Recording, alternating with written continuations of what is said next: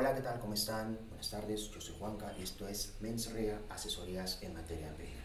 Y en esta oportunidad vamos a proseguir con el desarrollo dentro de lo que es la antijuricidad de otras causas de justificación que se enmarcan dentro del artículo 20 del Código Penal, dentro del cual también hay otras eximentes de otros niveles de verificación de la conducta. Pero, como dije al inicio, nos encontramos todavía dentro de este subcapítulo de la antijuricidad y por ello justamente corresponde culminar con lo que deben ser las demás causas de justificación, siendo que conforme ya hemos visto en el video anterior, habíamos avanzado con lo que es el estado de necesidad justificante, y del cual pues habíamos dicho que implica una situación de necesidad de actuar lesivamente en perjuicio o en desmedro de un bien jurídico con fines de preservación o de salvaguarda de otro bien jurídico, pudiendo ser un bien jurídico de igual relevancia o de mayor relevancia según corresponda para los casos de estado de necesidad justificante o exculpante según corresponda. Y a ello había también necesidad de añadir lo siguiente. A nivel previo se dice que los estados de necesidad, muy aparte de esta clasificación, de esta forma de categorizarlos en exculpante o justificante, también se los puede clasificar en estado de necesidad agresivo y estado de necesidad defensivo. ¿En qué consiste cada uno? Suelen preguntar a veces en examen de grado. El estado de necesidad defensivo tiene que ver con el hecho por el cual el bien jurídico que se está lesionando guarda directa relación con la fuente de peligro. En este caso, si por ejemplo es un perro rabioso el que me viene a atacar queriéndome morder y yo le disparo en la cabeza con mi arma de fuego, entonces lo que estaré haciendo es actuar en el marco de un estado de necesidad defensivo, porque lo que estoy lesionando es un bien jurídico, entiéndase el perro, comprendido así todavía en nuestro ordenamiento como un animal calificado como un bien mueble semoviente. Entonces equivaldría a hablar de patrimonio. Estoy lesionando el bien jurídico patrimonio que guarda estrecha o directa relación con la fuente de peligro, porque evidentemente es ese propio bien jurídico representado en este animal que viene justamente a atacarme y a generarme riesgo. Entonces, ahí estaremos actuando en estado de necesidad defensivo. ¿Y cuándo estaremos ante un estado de necesidad agresivo? Supongamos que de repente ese mismo perro rabioso viene a quererme morder, pero esta vez yo no porto nada con qué defenderme. ¿Qué es lo que puedo hacer? De repente hay una ventana aquí y yo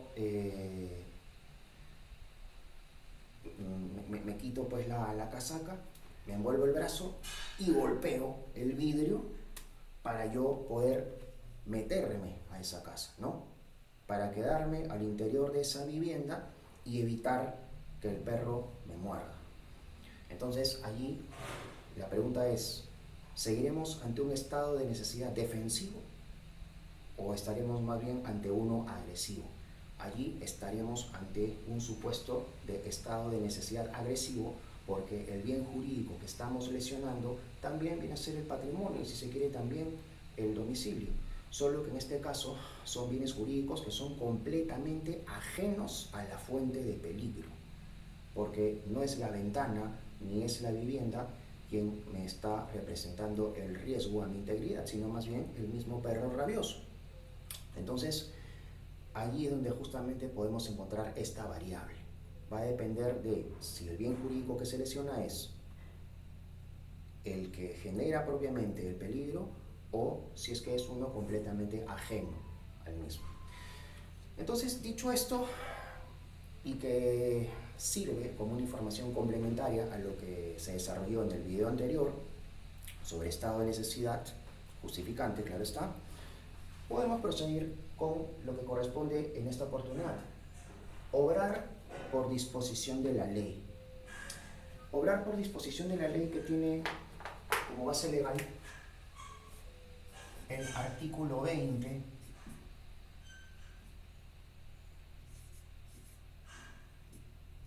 inciso o numeral 8 del Código Penal.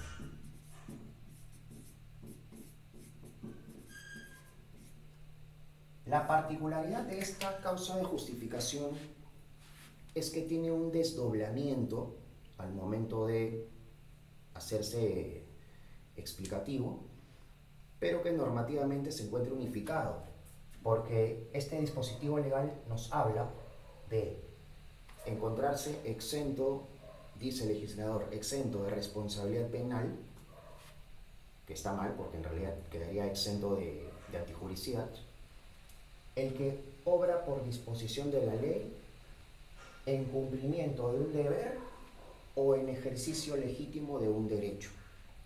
Entonces, todo está unificado en un solo enunciado.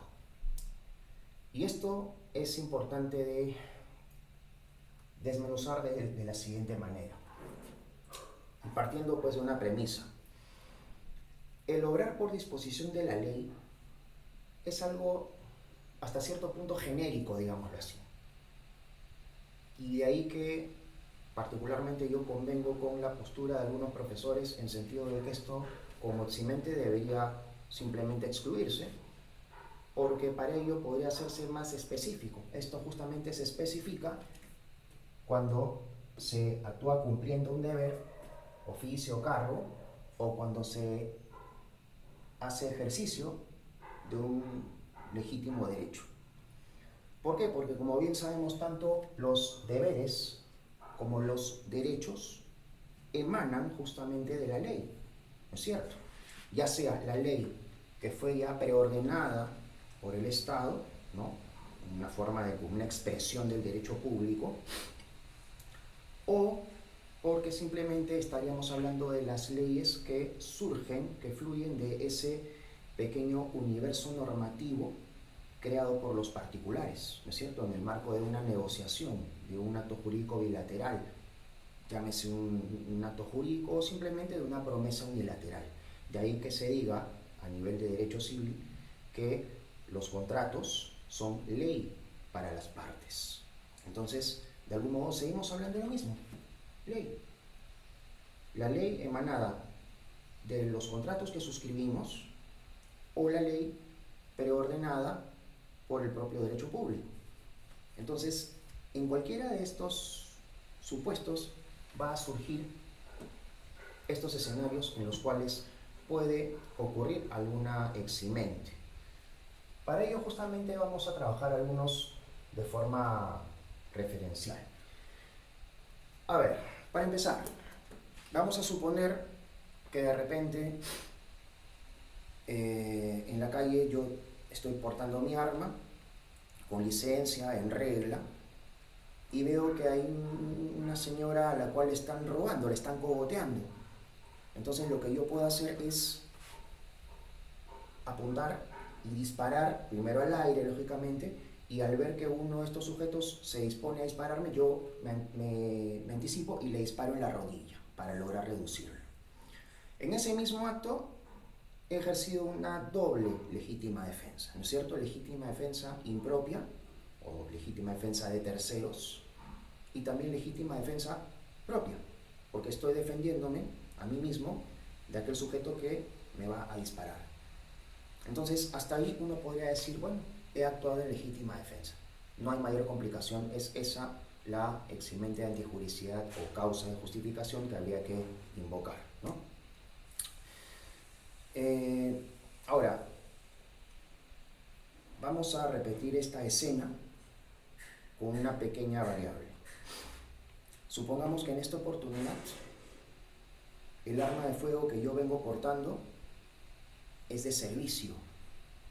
Estoy con mi uniforme de efectivo policial, con mi QR, con todo el outfit. Y igual, estoy en la calle y veo que a esta señora la están cogoteando, le están robando. La pregunta es, si yo como efectivo policial actúo exactamente igual, ¿se puede decir que estoy actuando en legítima defensa?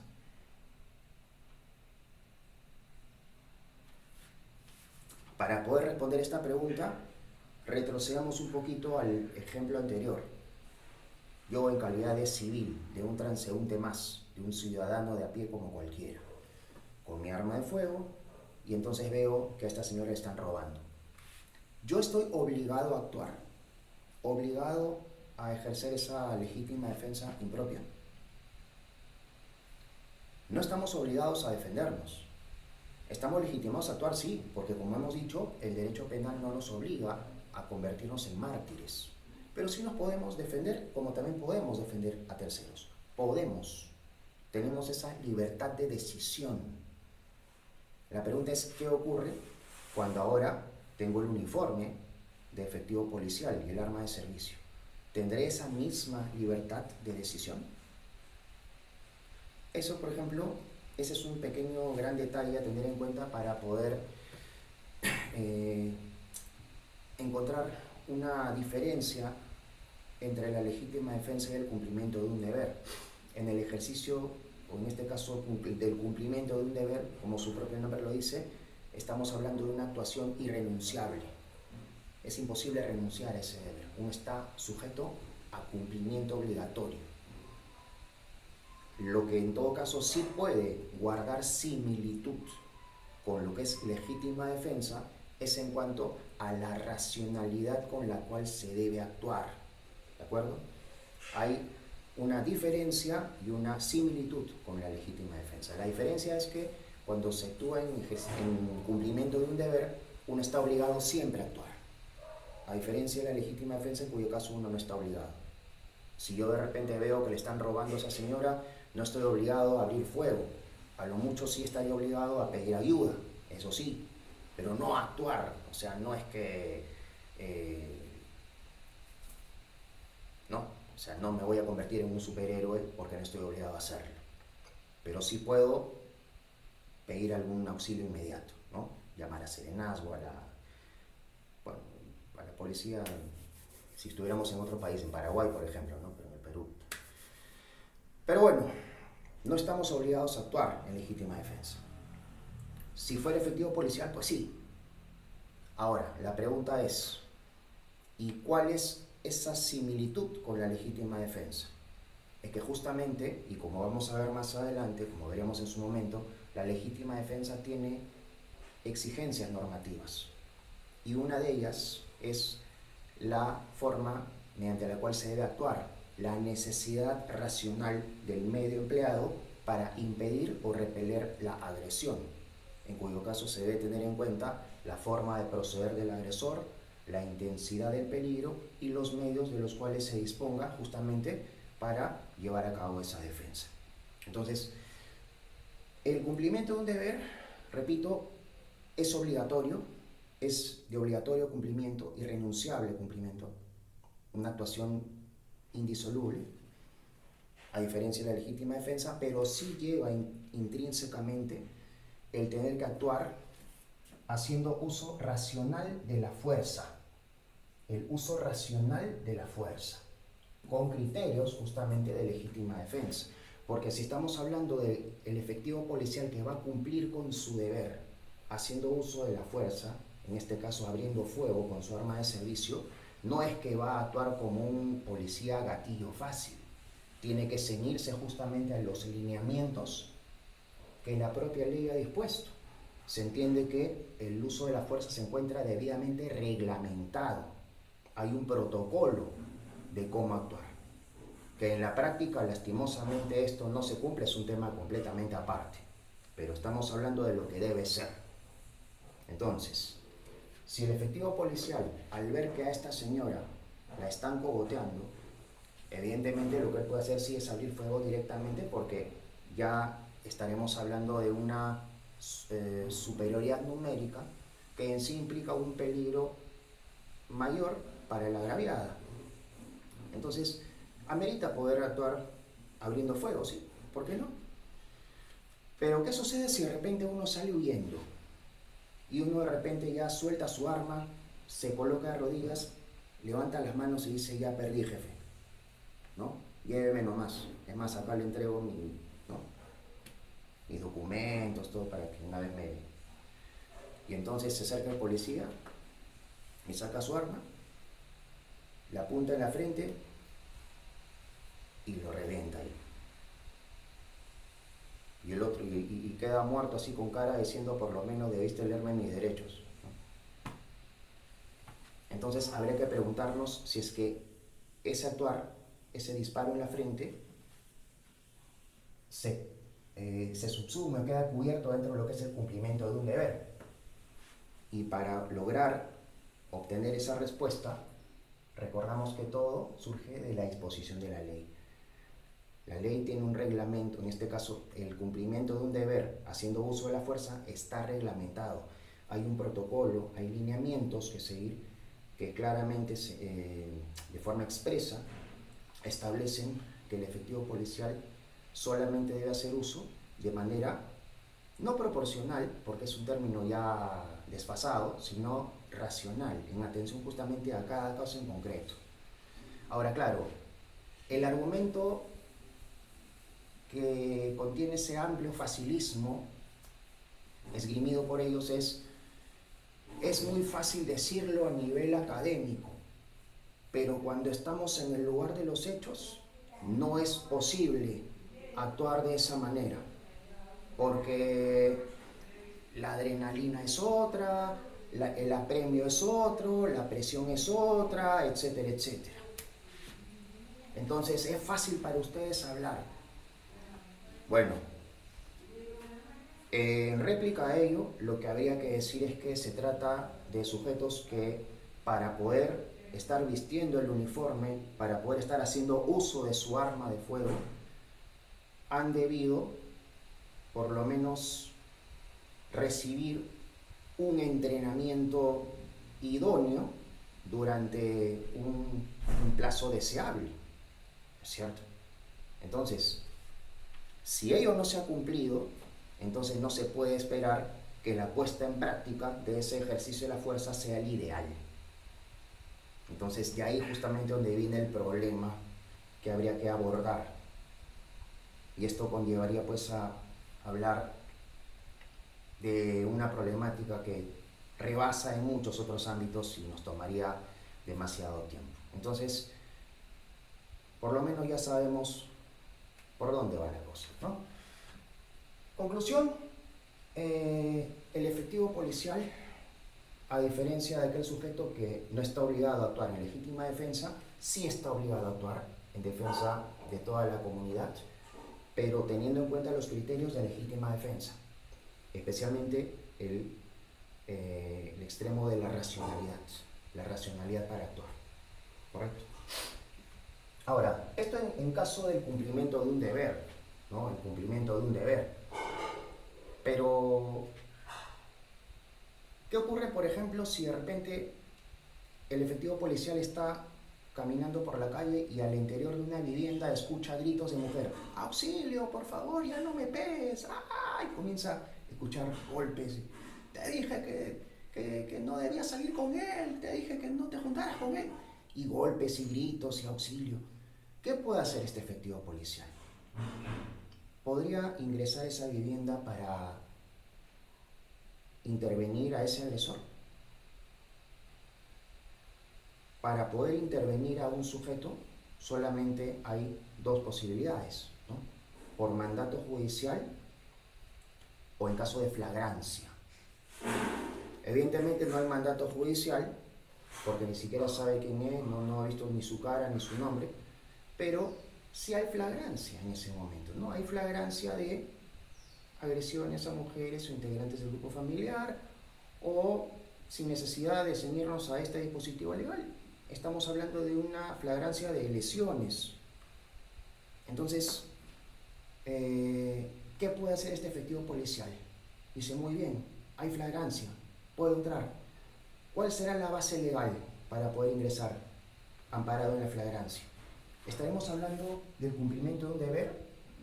Sí, pero en este caso porque la ley justamente se la concede. ¿De qué ley estamos hablando?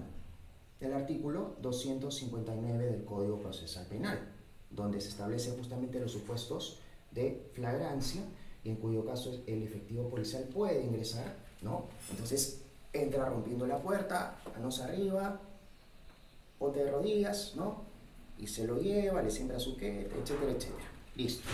Entonces, ahí puede hacer uso de la fuerza, ya no por un tema tanto reglamentario, sino porque justamente ya es la norma macro, en este caso es un dispositivo, un cuerpo normativo como el propio Código Procesal Penal, donde establece los supuestos de flagrancia, esclareciendo o orientando de forma mucho más completa para que de esta forma pueda el efectivo policial tomar como una referencia concordada en este caso, ¿no? El artículo 20, inciso 8, teniendo como argumento de defensa haber obrado por disposición de la ley, y esto en consonancia o en concordancia, mejor dicho, con el artículo 259 del Código Procesal Penal, ¿no? Que preceptúa los supuestos de flagrancia. ¿Y cómo así? ¿Cuál sería el razonamiento? Al momento en el cual el efectivo policial ingresa violentamente a la casa, irrumpe, ¿no? ¿Qué acaso contra el intervenido no se está llevando a cabo una coacción? ¿No hay acaso una coacción en su agrario? ¿El verbo rector del tipo penal de coacción no se estaría cumpliendo por parte del efectivo policial respecto al intervenido? Entonces se puede decir que hay tipicidad de coacción, ¿no es cierto? Hay una conducta típica de coacción. Pero la pregunta es, ¿esa conducta típica de coacción no estará justificada? Estará justificada justamente por esto de acá, ¿no es cierto? Entonces se cumple ese verbo rector de coacción, pero se encuentra justificado por el hecho de haberse actuado en cumplimiento de un deber. Y ese cumplimiento de un deber emana de la propia ley, por disposición de la ley. Entonces por eso digo que cuando hablamos de obrar por disposición de la ley, uno puede ser un poco más específico. En este caso sería un cumplimiento de un deber que emana de la ley, si se quiere, ¿no? Entonces ahí teníamos el ejemplo del efectivo policial. Cuando hablamos del cerrajero en caso de usurpación, estaríamos hablando más de casos en los cuales el deber ya no es tal, sino más bien sería un cargo, un oficio. Ocurre que de repente el posesionario de un inmueble regresa a casa y ve que han invadido otros sujetos y le han cambiado la chapa de la puerta, ¿no? Porque al meter su llave no abre, ¿no? Y le quedó atascada la llave inclusive. ¿Qué pasó? Y que lo que ocurre es que le cambiaron la cerradura. Entonces la pregunta es, ¿quién cambió esa cerradura? ¿Quién cambió esa chapa? Fue justamente el cerrajero. El cerrajero que justo ya se estaba retirando. Entonces va pues no corriendo a alcanzarlo y se dice, oiga, ¿qué le pasa a usted? ¿Por qué hace esto? ¿Por qué me cambia la chapa de mi casa? No sé, señor, a mí me han pagado y yo no sé absolutamente nada, yo solamente cumplí con mi trabajo, ¿no? A mí me pagaron para cambiar una chapa, yo no sé absolutamente nada, no tengo ningún tripado ni con él ni con usted, yo no sé absolutamente nada si ustedes tienen conflictos, yo solamente cumplí con mi trabajo. Entonces, a pesar de que hay podría decirse una conducta típica de usurpación, se encuentra justificada por haber actuado en cumplimiento de un oficio o un cargo, ¿no? Un oficio, el oficio de cerrajero. Es lógico que de repente por ahí estén pensando, pero esto podría más bien también resolverse con provisión de regreso, ¿no? Para excluir imputación objetiva. Sí, ¿por qué no? También, finalmente el derecho penal nos da otra clase de herramientas para encontrar solución a diversas problemáticas. Pero si hablamos de antijudicial, es válido hablar también de esto como una causa de justificación en el supuesto de haber actuado en cumplimiento de un oficio, ¿no? Cumplimiento de un oficio. Ahora, la pregunta es, pero el cumplir un oficio, ¿no? En este caso, el cerrajero, se supone que debería emanar de la ley. O sea, ¿acaso hay una ley de cerrajeros o una ley que me ampare a actuar así? Sí, Pero en este caso no estamos hablando de una ley como expresión del derecho público, sino una ley que emana de un contrato. ¿Qué clase de contrato se celebra cuando vamos donde un cerrajero? Es un contrato de prestación de servicios, ¿no es cierto? Prestación de servicios. Y como bien sabemos, el contrato de prestación de servicios no es un, como le llaman, acto jurídico ad solemnitatem, que implica pues una formalidad, en cuyo caso con cerrajero no es que firmamos, ¿no?, un documento con cláusulas, etcétera. Simplemente de manera verbal suscribimos ese acuerdo de voluntades y el cerrajero procede a hacer el cambio de la chapa.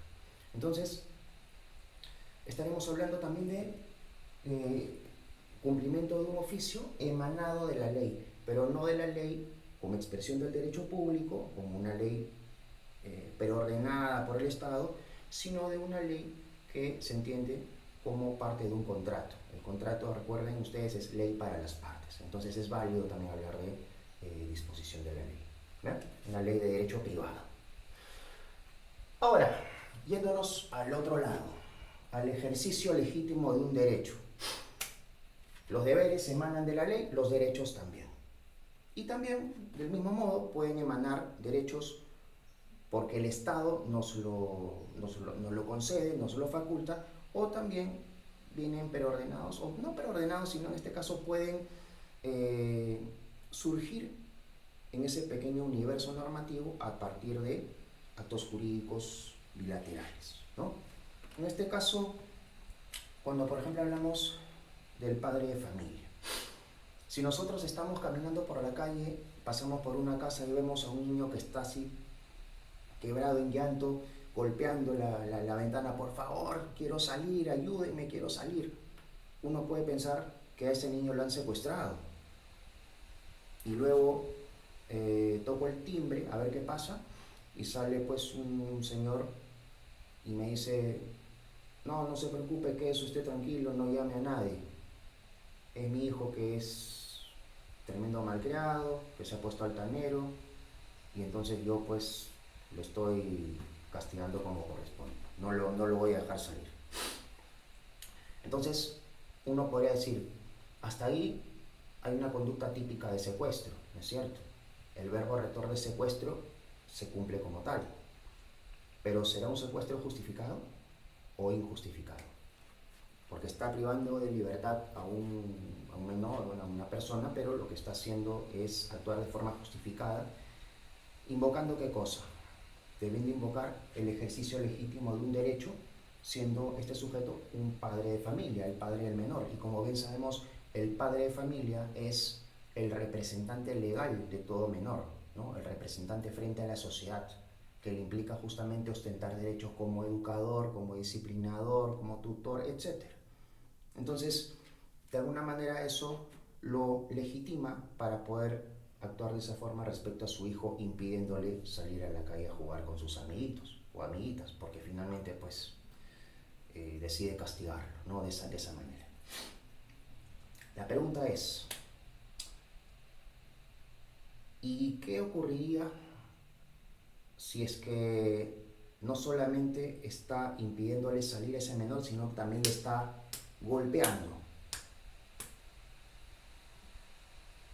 ¿Podría continuar este sujeto, podría seguir este padre de familia esgrimiendo en su defensa que actúa en ejercicio legítimo de un derecho? No deja de ser el padre, no deja de ser el representante legal de ese menor ante la sociedad, no deja de ser su tutor, su mentor, su educador, disciplinador, lo que sea. Pero eso no significa que es un derecho ilimitado o un derecho irrestricto. Es un derecho que se encuentra, así como los deberes, circunscritos a un ámbito legal. La ley lo faculta para ser su educador, su disciplinador, no su agresor legitimado. Las agresiones no están legitimadas, al menos no de esa naturaleza, porque también hay criterios de racionalidad que aplicar aquí. Si se va a sancionar, que se sancione de forma ejemplar, de acuerdo, pero sin abusos, sin excesos. Lo mismo ocurrirá con el profesor de colegio que al alumno, por haber tenido conductas, lo retiene dentro del salón de clase y le impide salir al recreo. Entonces también ahí tenemos un verbo rector de secuestro, pero que está justificado por el hecho de ser el profesor un tutor, un disciplinador.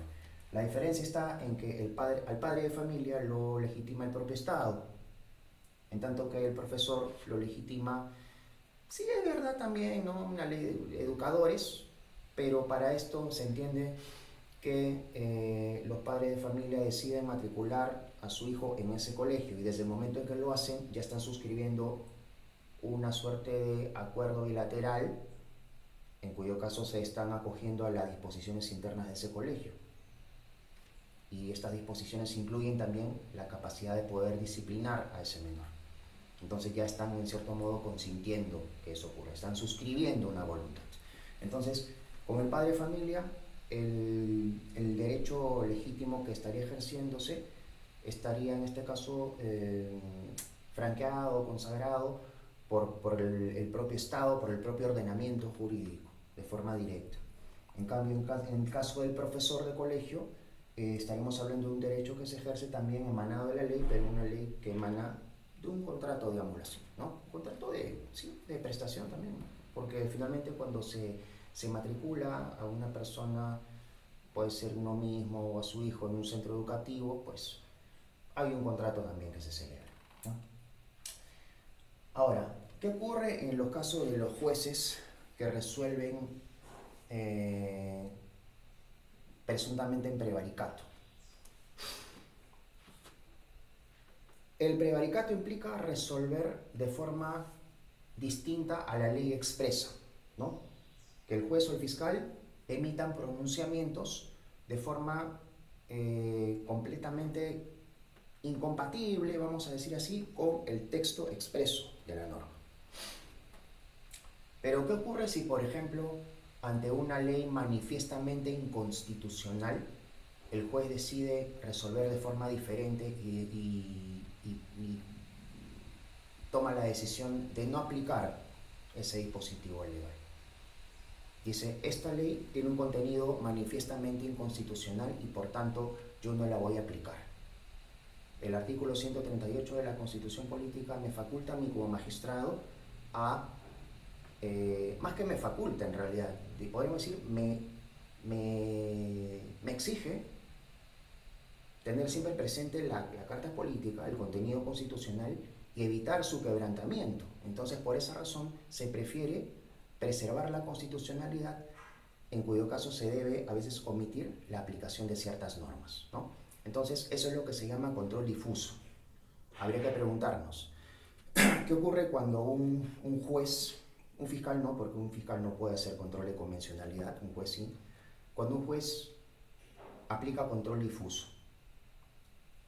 A nivel de tipicidad podríamos decir que sí, efectivamente hay un prevaricato que se está cometiendo porque el verbo rector de este mismo delito se está cumpliendo, pero estaría justificado por el hecho de que ese juez está ejerciendo un derecho. Claro, uno puede decir, a ver, es un deber proteger la constitucionalidad, pero también hay que recordar que un magistrado no está obligado a hacer control de convencionalidad. Si gusta puede o no aplicar control difuso. Hay jueces que son muy prolijos y respetuosos de la constitucionalidad y aplican control difuso. Otros que no lo hacen, ya sabemos quiénes. Pero lo cierto es que quienes lo hacen se encuentran en una conducta justificada, precisamente porque están ejerciendo un derecho que la propia ley les concede, la Constitución les dice, ¿no? El juez prefiere la Constitución por encima de una ley manifiestamente inconstitucional. Entonces se puede decir que hay una conducta típica de prevaricato, sí, siempre la va a haber, pero está justificada, amparada en este dispositivo legal, ¿de acuerdo? El juez actúa en ejercicio legítimo de un derecho. ¿De un derecho por qué? Porque no está obligado tampoco a aplicar control difuso, ¿de acuerdo? Pero en caso de hacerlo, está amparado por la ley, ¿sí? Ahora, ¿qué ocurre en el caso de los médicos cuando se encuentran ejerciendo su derecho a la huelga, ¿no? Vemos que hay hospitales donde hay pacientes que de repente requieren atención urgente, y los médicos, en lugar de estar ahí atendiendo, están ahí afuera con sus pancartas, dando entrevistas. Habría que preguntarnos, ¿cuál es el límite de ese derecho a la huelga que puede ejercer un médico? Para poder responder esa pregunta hay que recordar lo siguiente. La huelga es un derecho que asiste a todo ciudadano, pero aún así tiene formalidades de cumplimiento. La huelga tiene que ser un derecho que se ejerza de forma legal y de forma pacífica. De forma legal implica que hay disposiciones que deben haberse cumplido con previo anuncio, ¿no? Por eso justamente se anuncia una huelga con la debida anticipación para poder prevenir a la población, ¿no? Para que puedan tomar sus medidas de forma anticipada. En caso, si va a haber huelga de médicos, entonces ya saben que no pueden irse a atender porque no los van a recibir siquiera, ¿no? Y también tiene que ser pacífico este derecho a la huelga, en cuyo caso no puede haber, no digamos disturbios, pero no puede haber perjuicios, ¿no? No puede haber agravios que pueda decirse desnaturalicen ese propio derecho a la huelga, ¿no? Es decir, no puede agredirse a personas, no se puede dañar el patrimonio ajeno, simplemente es un derecho a no trabajar, a no trabajar. Claro, lo que ocurre es que el derecho a la huelga, por ejemplo, no es el mismo para los jueces, para los fiscales, para los profesores, en cuyo caso simplemente pues no dictan sus clases, no asisten a su centro de trabajo. Pero en el caso de los médicos la situación es más delicada, porque el no llevar a cabo su trabajo implica desatender pacientes. Entonces ahí ocurre una situación un tanto más puntual, porque el médico se encuentra un tanto en la encrucijada de decidir. Hay una toma de decisión compleja. Si no trabajo, el paciente muere o padece alguna lesión grave. Y si sí trabajo, entonces no estoy ejerciendo mi derecho a la huelga. Entonces, ¿qué se prefiere ahí? ¿Cómo se resuelve esa colisión de intereses? ¿Cómo se resuelve esa confrontación? El derecho a la huelga, como dije, implica dentro de sus características o sus exigencias que sea ejercido de forma pacífica. Y pacífica implica que no puede haber perjuicio para terceros. Entonces, para los médicos u otros profesionales en la salud, esto implica que no pueden desatender a los pacientes. Es decir, deberían, por lo menos dentro de su derecho a la huelga, que esto les signifique, por ejemplo, no reportarse a firmar asistencia, no acudir a charlas internas de capacitación, por ejemplo, ¿no? Pero con los pacientes, allí hay un límite fino. A los pacientes no se los puede desatender.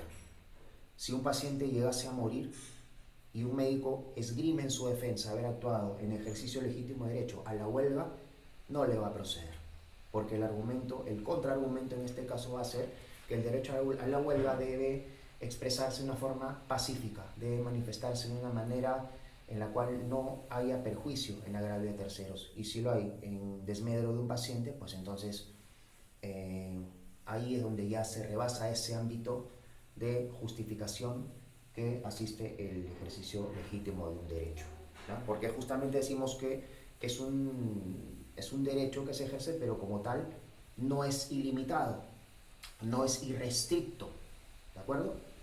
Tiene también su umbral de aplicación. Superado el mismo, ya no se puede esgrimir en defensa de nadie, ¿correcto? Bien, entonces, esto es lo que implica obrar por disposición de la ley, en cuyo caso puede desdoblarse en cualquiera de estas dos variables. Por eso la recomendación, repito, es que eximente como tal el obrar por disposición de la ley no debería en todo caso existir así de forma tan genérica, sino simplemente individualizarse de forma más específica, ya sea expresándose en el ejercicio legítimo de un derecho o en cumplimiento de un deber. Ahora, lo que vamos a hacer ya para avanzar un poco es desarrollar otra causa de justificación, no sin antes precisar lo siguiente. Tenemos también dentro del propio artículo 20 del Código Penal, en el numeral 11, que nos dice: el personal de las Fuerzas Armadas y de la Policía Nacional del Perú, que en el cumplimiento de su función constitucional y en uso de sus armas u otro medio de defensa, en forma reglamentaria causan lesiones o muerte, quedan exentos de responsabilidades.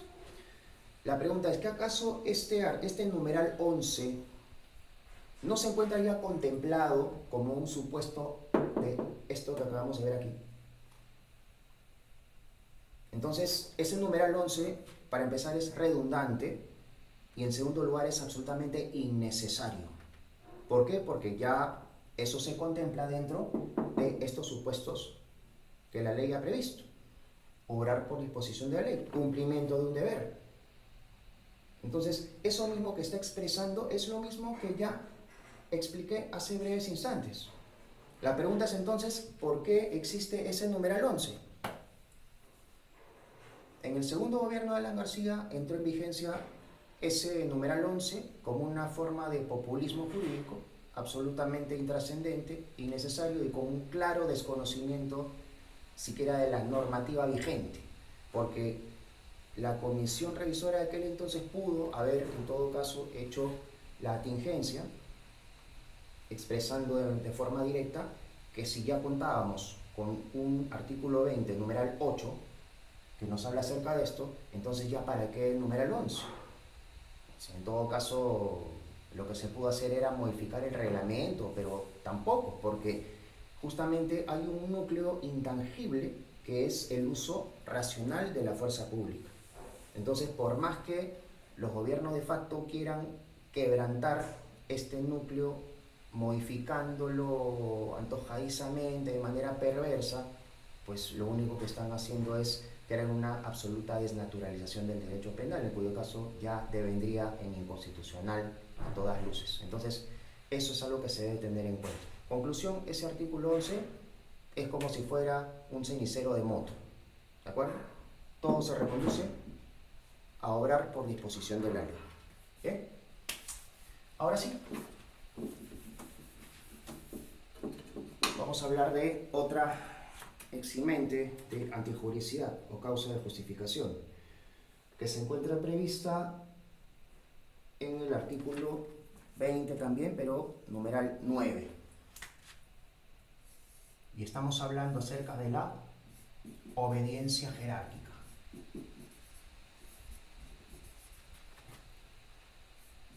Obediencia jerárquica o obediencia debida también le llaman.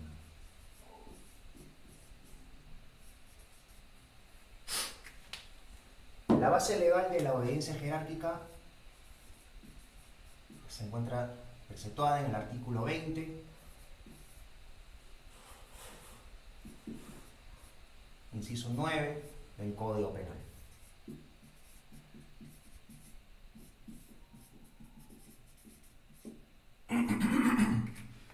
Cuando hablamos de obediencia jerárquica, nos estamos refiriendo al hecho por el cual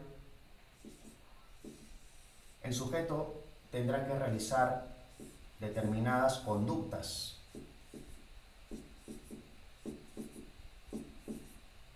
Conductas que, en este caso, deben ser de obligatorio cumplimiento también.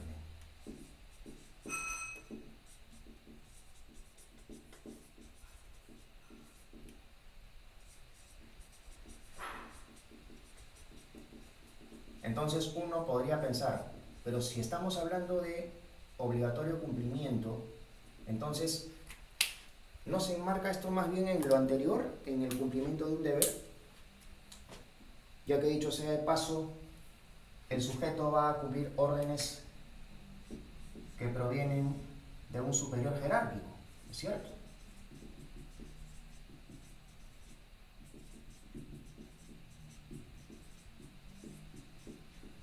Va a recibir órdenes que tendrá que cumplir inexorablemente, provenientes de la decisión de un superior jerárquico en el marco de un organigrama. Entonces uno puede decir, pero si este organigrama se encuentra ya predispuesto por el propio derecho público, por la ley, entonces también estaremos hablando de disposición de la ley. Claro, lo que sucede es que en este caso se prefirió hacerse de forma más específica, hablando de obediencia jerárquica, porque de forma directa es el superior jerárquico quien quiere que esto se realice.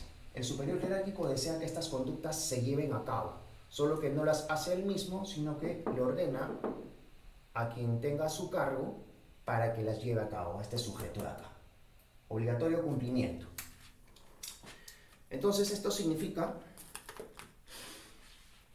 que si, por ejemplo, yo soy un efectivo policial de tránsito, tengo mi moto aquí, y de repente recibo indicaciones, ¿no? Me dicen, su oficial, el vehículo de color tal, marca tal, modelo tal, acaba de pasarse la luz roja y va a excesiva velocidad y se resistió a ser intervenido, y justo en este momento se dirige a las inmediaciones de la avenida tal, cruce con la avenida tal, donde justamente usted se encuentra. Por favor, intervéngalo en ese momento y póngale una papeleta, ¿no? Listo, copiado. Entonces, yo como su oficial tengo que recibir, esa orden que he recibido la tengo que cumplir.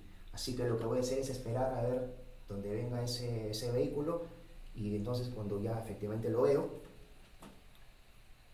para el tráfico, usted, aquí, cuadres acá, ¿no?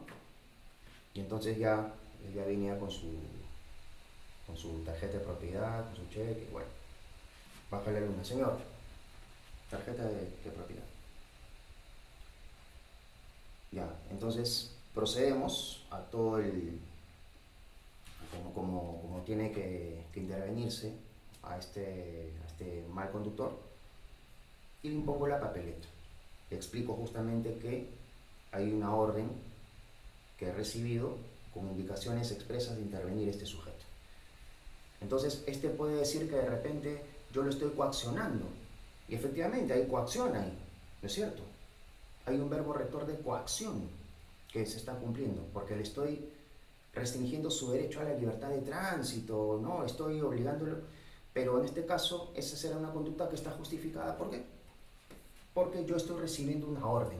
Si bien es cierto, yo no quiero intervenirlo, pero lo hago porque me están obligando a hacerlo y yo no puedo renunciar a ese deber, así que cumplo con intervenir, ¿no? Y le pongo su papeleta. La pregunta es, ¿y qué pasaría si este mismo supuesto lo repetimos, pero con un pequeño cambio? Soy efectivo policial y de repente por radio me dicen, su oficial, el vehículo tal, placa tal, modelo tal, color tal, acaba de pasar por mi lado y se resistió a ser intervenido para una revisión, con actitud sospechosa, la clásica, ¿no?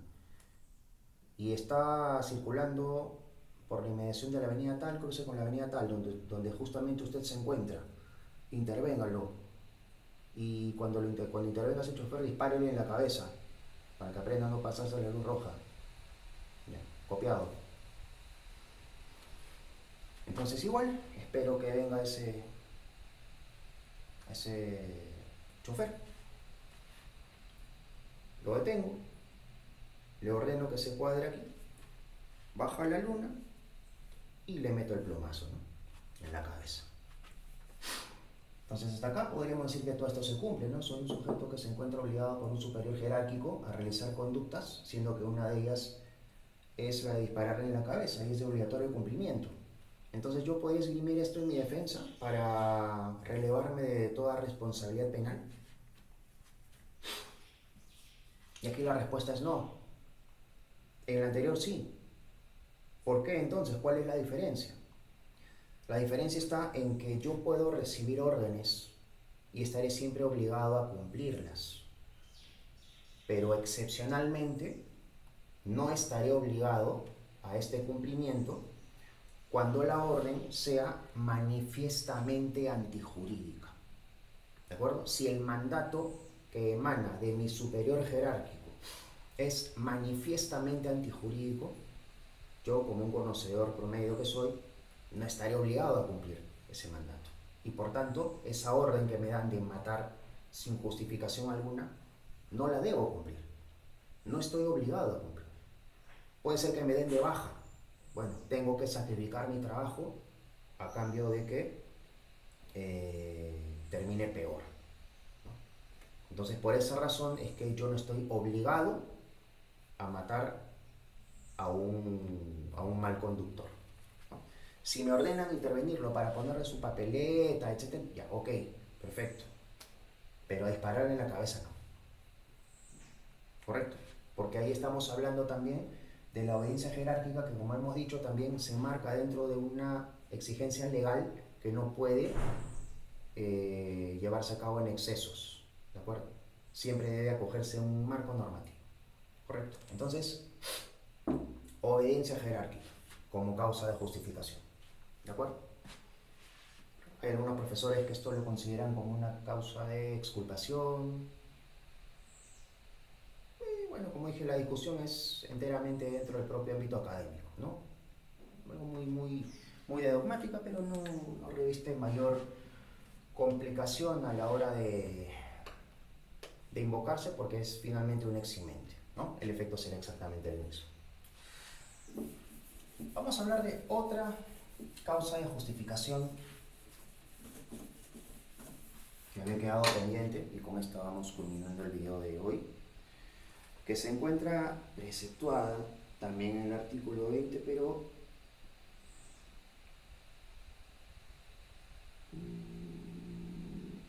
en el numeral 10 del Código Penal. Estamos hablando de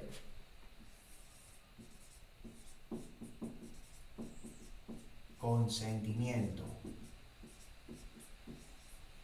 Consentimiento. Base legal, artículo 20, numeral 10 del Código Penal.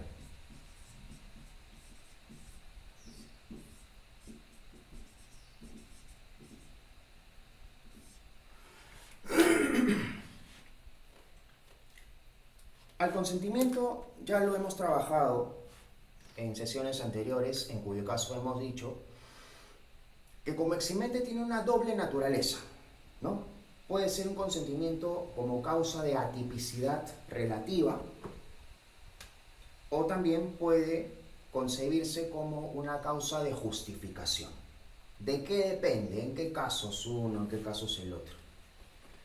El consentimiento califica como una causa de atipicidad relativa cuando se produce de forma previa o de forma anterior a la ejecución de la conducta. Es lo que se conoce como acuerdo, ¿no? El acuerdo, el consentimiento o acuerdo. El ejemplo lo pusimos en su momento. Una pareja decide tener actividad sexual, entonces quieren tener intimidad, se van a un hotel y entonces ahí tienen toda la intimidad que quieren, y luego no podría ella, por lo general ella, denunciarlo a él por violación sexual. ¿Por qué? Porque para que se configure el delito de violación sexual tiene que haber acceso carnal, no, entiéndase actividad sexual, por la vía vaginal, anal, bucal, o mediante actos análogos, mediante la introducción de objetos o partes del cuerpo por las dos primeras vías, o sea, por la vía vaginal o por la vía anal.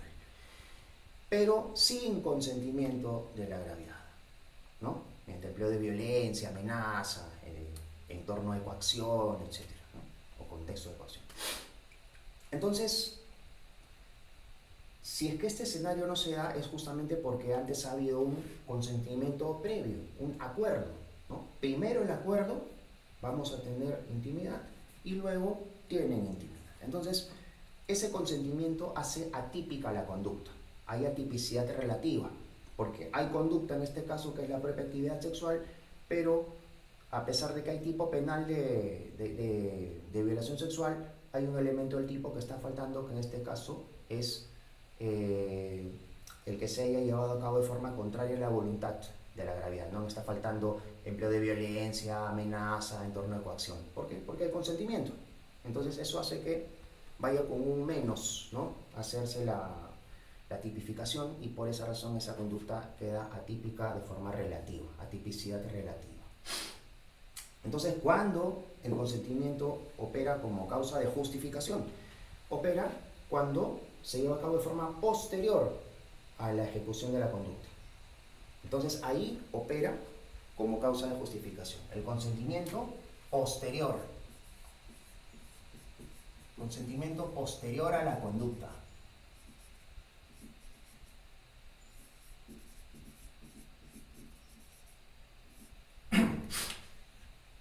Supongamos que alguna de ustedes aprueba su examen de grado, se titula, aprueba por unanimidad, con la foto, los videos, felicitaciones, ¿no? Gracias, mens rea, por todo, etcétera, etcétera. Y pues con posterioridad a ello deciden, ¿no?, hacer una celebración a todo dar, ¿no? Parrillada, cerveza, ¿no? Como para cerrar el año, ¿a cuál más? Entonces, y están ahí, pues, ¿no?, con esto que está de moda, ¿no?, que son las, ¿cómo le llaman? Orquestas digitales, ¿no? O sea, 3, 4 tipos cantando con una pista de karaoke y a eso le llaman orquesta. Pero bueno, es una forma honesta de producir, no soy quien para criticar. Y con unos parlantes enormes, en cuyo caso pues hay un bullicio que se escucha a varias cuadras. Y tienen derecho, pues, ya es abogado, abogada, está celebrando, ¿no? Entonces, si yo, por ejemplo, voy caminando, ¿no?, y escucho, ¿de dónde viene esa bulla?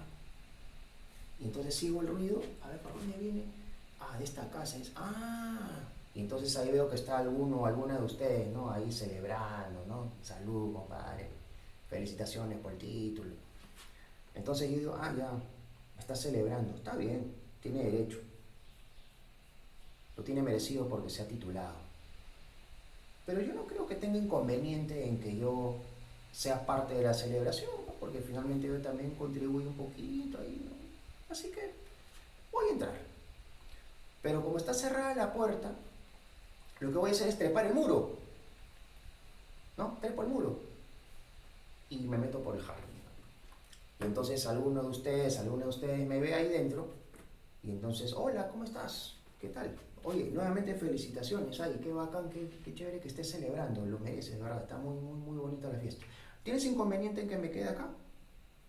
No, al contrario, todo. Salud, chévere, gracias por venir, de verdad, sí, qué bueno verte por acá, Juanca. Habría que preguntarnos, desde el momento en que yo ingreso a esa vivienda, ¿se puede decir que ya ha habido alguna conducta típica de algo? Como por ejemplo, violación de domicilio.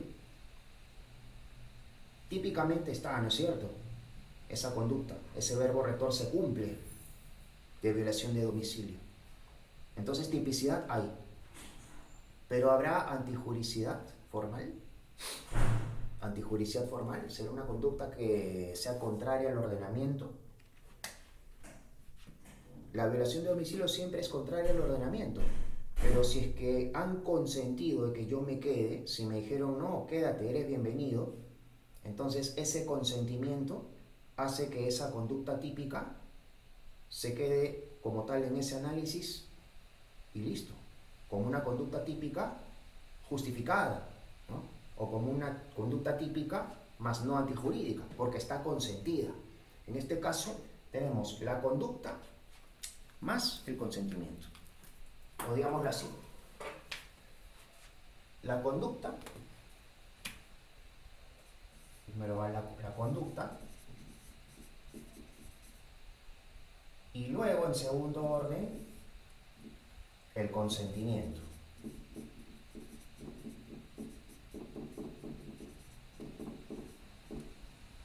Entonces, si esto opera de esa manera, en este orden, el consentimiento opera como causa de justificación.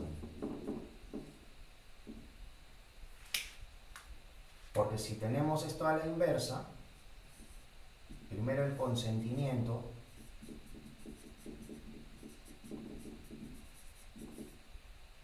y en segundo orden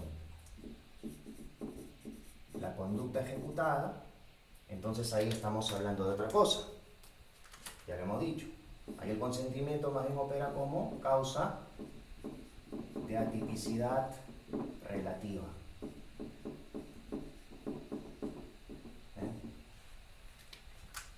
Lo que nos interesa es esta, como causa de justificación. Eso es lo que estamos viendo.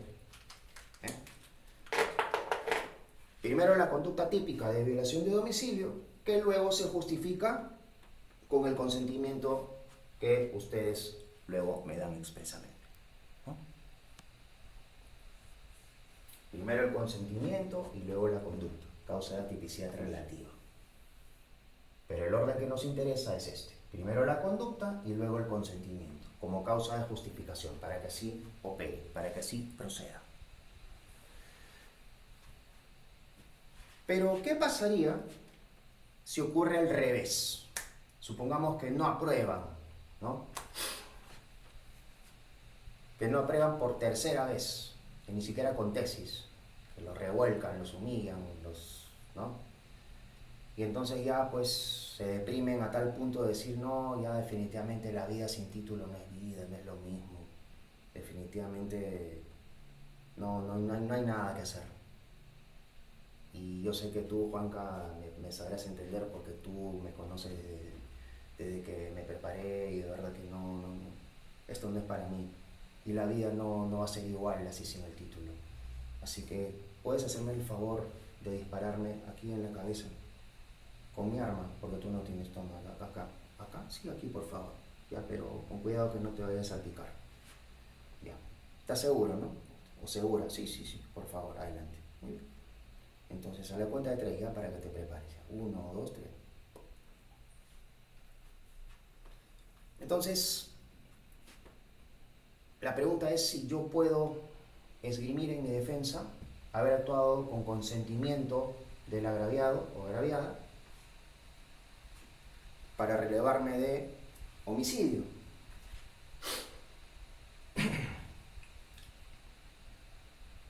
Porque yo puedo decir que he actuado con consentimiento, ¿no es cierto? Artículo 20, inciso 10 del Código Penal.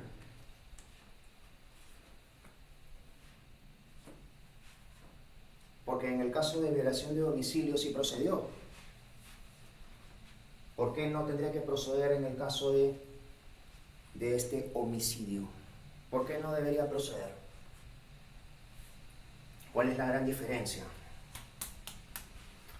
El propio artículo 20, inciso 10, nos dice de manera taxativa, de forma clara, que queda exento de responsabilidad el que actúa con el consentimiento válido del titular de un bien jurídico de libre disposición. De libre disposición. Pregunto, en el primer supuesto, en el primer ejemplo, ¿cuál es el bien jurídico que, digamos, se lesionó con la conducta típica? Violación de domicilio. Bien jurídico, domicilio, ¿no? ¿El domicilio es un bien jurídico de libre disposición? Sí, ¿no es cierto? Podemos disponer. ¿Cuántas veces me han prestado su depa? Se puede, claro que sí. Pero la vida, ¿qué es el bien jurídico que se lesiona en el segundo ejemplo? ¿Es de libre disposición? No, no es cierto. Entonces, por esa razón es que yo no puedo decir que haber actuado con consentimiento del agraviado me releva a mí de responsabilidad penal. Por ese motivo es que esa eximente no va a operar. Por más que se invoque, no va a ser de aplicación. Porque la vida, que es el bien jurídico que se ha lesionado, no es de libre disposición. ¿De acuerdo? No es un bien jurídico de libre disposición. Eso es lo que determina vamos a decir, el límite que existe entre lo válidamente o inválidamente consentido. ¿De acuerdo? La condición adicional es esa. En sí son dos condiciones, ¿no? El consentimiento válido y que el bien jurídico sea de libre disposición. El consentimiento válido, bueno, se entiende, tiene que producirse de una forma en la cual el sujeto se encuentre con toda la plena capacidad de poderlo hacer, ¿no? No es lo mismo el consentimiento a las 10 de la mañana cuando estamos conversando con toda la lucidez del mundo que a las 11 de la noche en medio de una juerga, luego de haber tomado pues media botella de whisky, ¿no? Ese consentimiento no sería válido, ¿no es cierto? Si ustedes vienen a mí sin haber tomado nada y me dicen por favor dispárame en la cabeza que desaprobé y ya no quiero saber nada de la vida, tu consentimiento es válido, sí. Pero el problema es que el bien jurídico no es de libre disposición. Entonces por esa razón es que no va a operar esa causa, no va a operar ese consentimiento como causa de justificación. ¿De acuerdo? Muy bien. Entonces, en el siguiente video voy a desarrollar legítima defensa como la última causa de justificación pendiente, que dije precisamente iba a dejar al último, para fines de poderla desarrollar de una manera mucho más minuciosa, con mayor ejemplo y con más tiempo, ¿correcto? Para hacerla mucho más entendible. Entonces, aquí vamos a culminar el video de hoy y conmigo será hasta un próximo video. Hasta luego.